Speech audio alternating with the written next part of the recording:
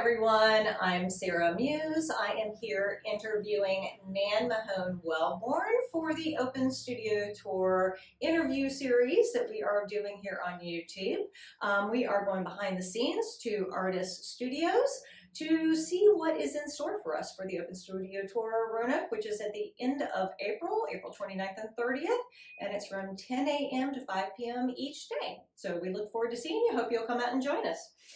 So Nan, what is the name of your business? Is it your name? And where can people find you? I just go by my name, Nan Mahone Wellborn. You can find me on Instagram, Facebook, and through my website using Nan Mahone Wellborn. Excellent. So what is your background? I started painting professionally probably about 15 years ago. Got back into oil painting right around 2000. And it was sort of a happen chance sort of thing. I wanted to do some painting, get back into painting. I hadn't painted in years. And I called the Beverly Street Studio School. I spoke to my professor, Mary Eccles, who'd been my professor at Mary Baldwin College. And lo and behold, she said, "We've got a workshop this weekend and we've got room. Come on." So off I went. And what was the workshop? And we were painting outside, painting, as they call it, en plein air, and around Stanton, and working with color and working with an artist named Ryan Russell, who's in Lexington. Some people might know him. And it was a great reunion. I saw people I hadn't seen in years because I've been living out of the state for the previous 20 years. So it was fun on a number of levels. And painting, I used old paints of my mother's. I had to get matches to get the tops off, and they were all oil paints, but it all worked out. It was fun. I mean, it worked out, how do I put it? I got my feet wet again in oil paint.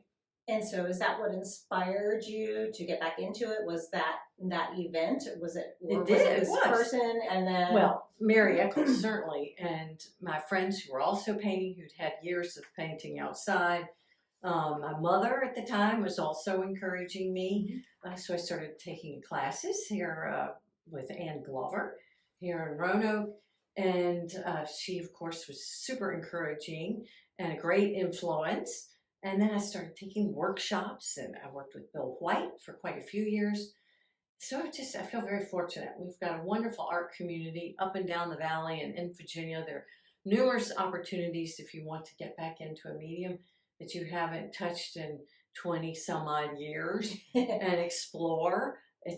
There are opportunities available to you. Take advantage of it. That's fantastic.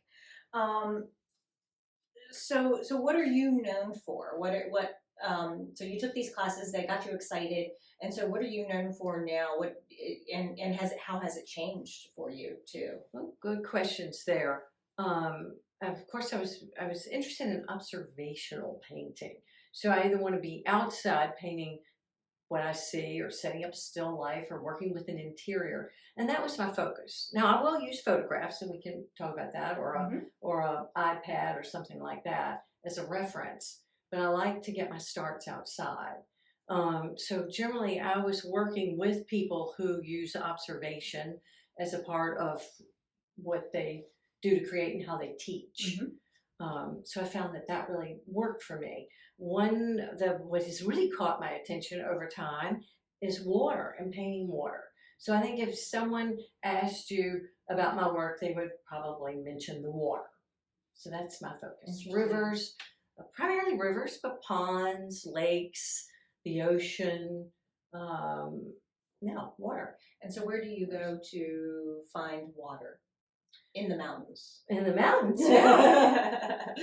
Well, we have the Roanoke River right out our back door here, but often you'll find me along the Cow Pasture River or the Bull Pasture River up in Bath County. Yeah, that's great. Yeah, and it's a beautiful river too. And the New River too. We've got the New River. So we have the New River too. We're very fortunate. Yeah, and do you find that you like the water more than doing like fields and mountains? Because I see a multitude of things that are in here that are a mixture of the two. That you do a lot of fields or vistas. I guess kind of more vista-ish. So. You hit the nail on the head. So I'm often after distance in a painting. So that trying to pull that distance, pull it in, pull it out, that sort of thing. I'm working with a view. Right. So do you find that is similar to water in the respect that you have so many different levels and layers that you have to see? Yeah, to some degree. I think water often leads you off into the distance, but the something I hadn't thought about till just now. When I lived in my 20s and 30s and 40s, I often I lived in some areas that were in the middle of states, and like Columbia or Richmond, and I found that I was always looking for something like bridges would give me a view. So I really determined, if I'm going to pick a place to live, I'm either going to be in the mountains where I have a view, or I'm going to be closer to the shore or a lake or something where I can see distance. So I've always been attracted to distance. Very interesting. Yeah, that's great. Well, I think it kind of opens up your heart and your mind and view. That leads me to conserve land. I mean, that's why there are all these benefits for conserving property, because people get that aha moment when they see open space. Yeah. So, or that vista with the mountain range and in the background, and then the reflections off the water, just all that combined. Just stuff. Exciting. Gives me goosebumps.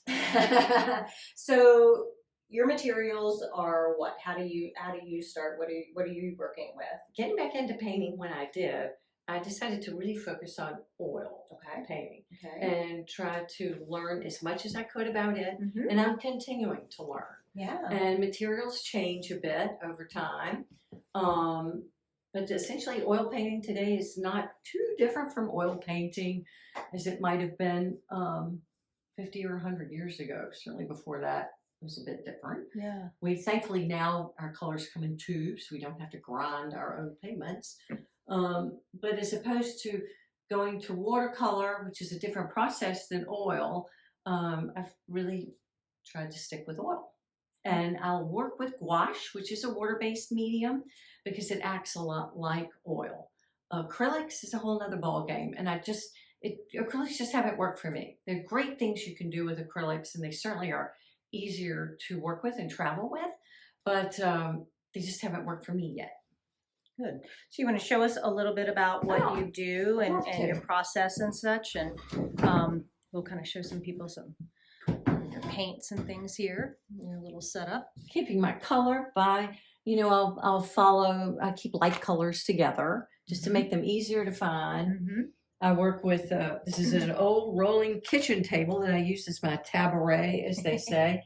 Glass cut on top because I prefer to work on glass. I store my color on pieces of glass that I can then wrap up at night and save my paint. It keeps the paint from drying out. So that's just a handy little trick of the trade. I primarily work on panels because I'm often painting outside and light will not go through a panel. Another little trick. Yeah.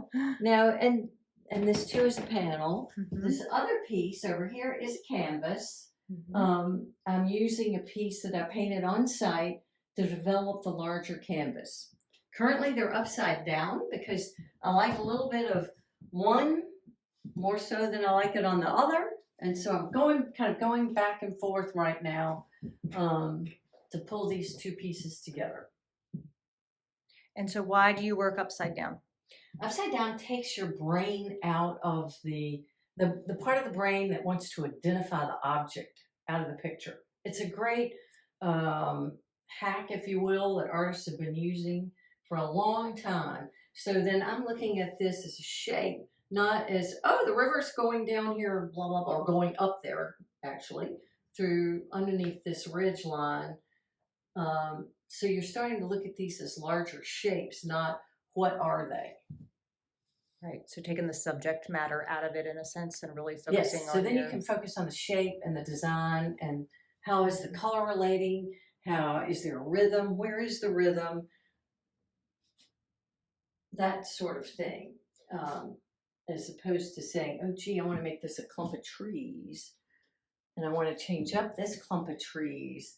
I'm really going to be looking at it more like, how do I break this up into interesting shapes and patterns? And so that's what the turning it upside down often does for us. And then when you turn it back the other way, you're like, oh, Often. Often. Surprise. Yeah. And occasionally you might go like, maybe this should be a little bit like that.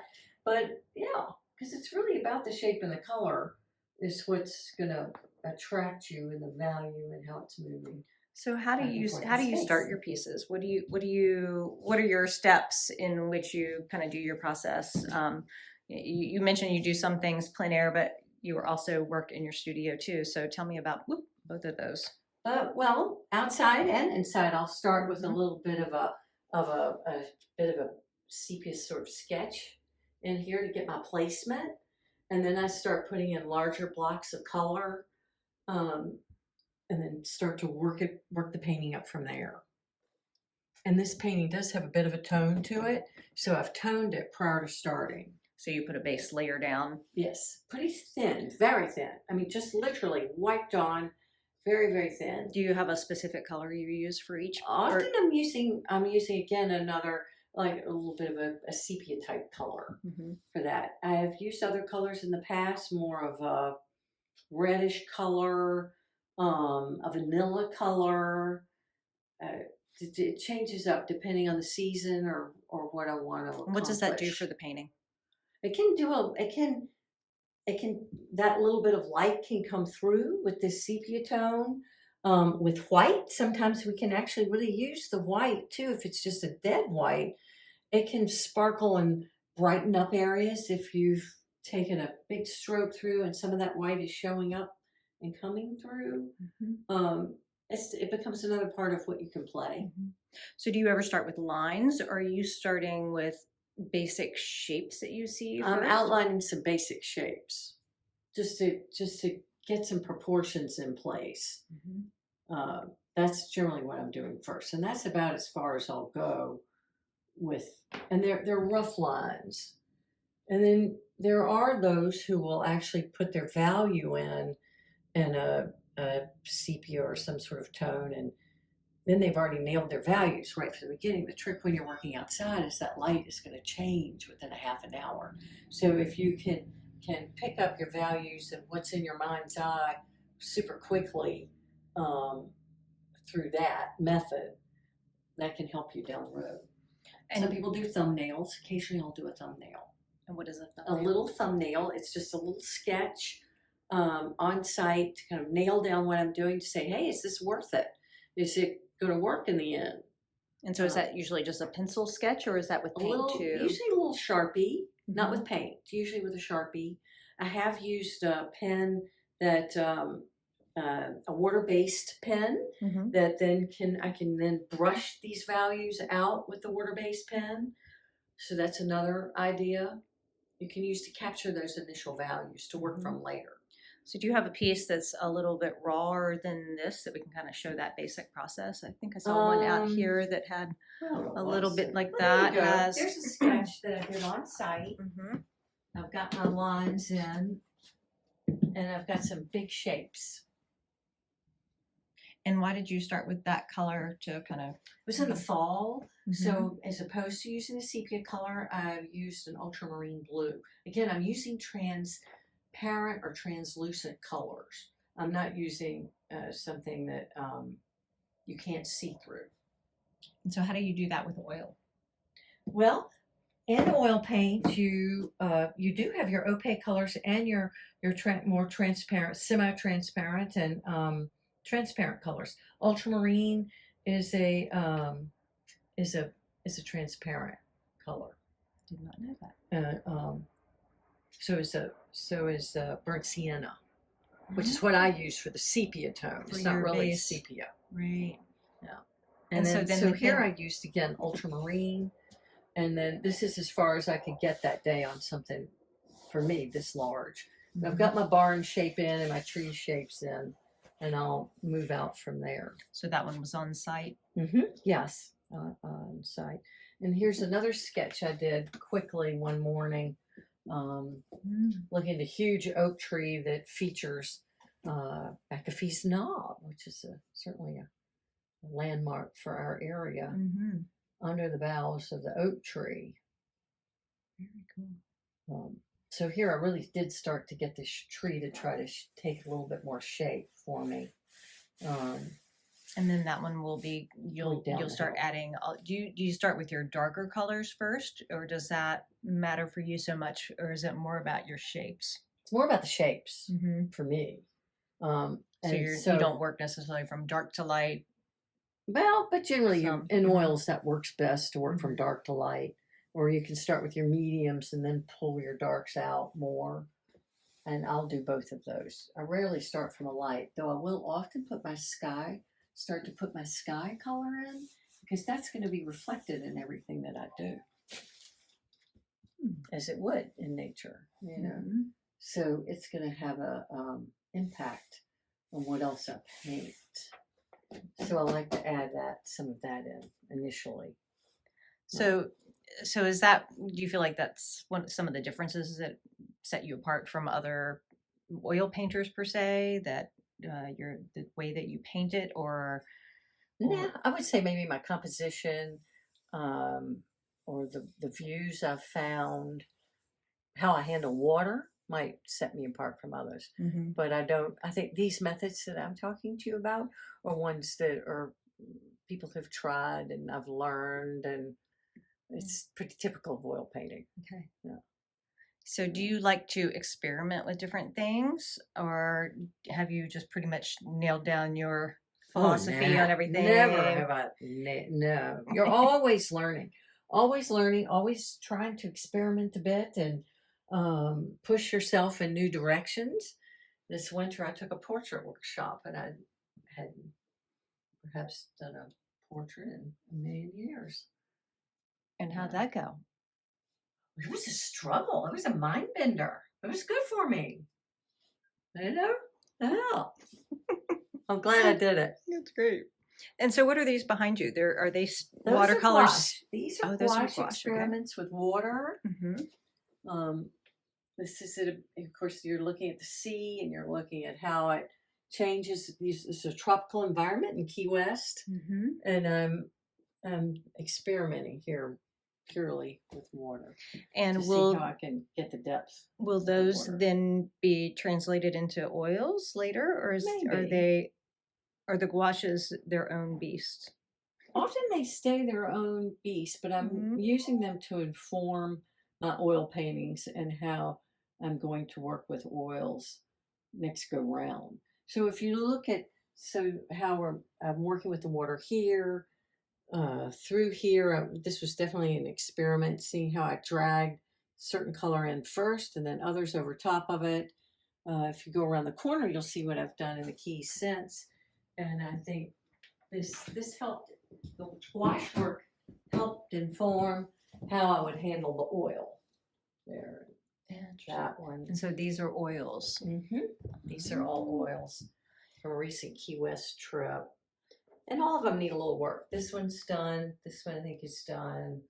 And of course, in the Keys, you have different, depending on where the Gulf Stream is in relationship to where it meets the Atlantic, and you'll see different depths. So the darker colors are obviously where it's deeper. There's a shipping channel through here.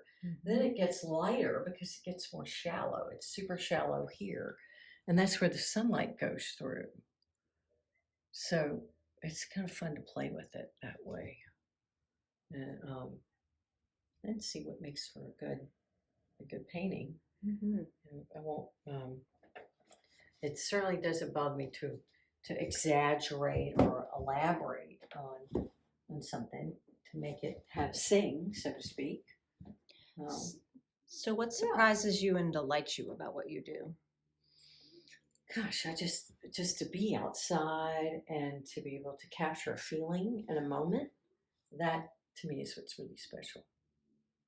And I feel really lucky to be able to do it, or to be outside or painting, and to capture this moment in time. So maybe to live on for others.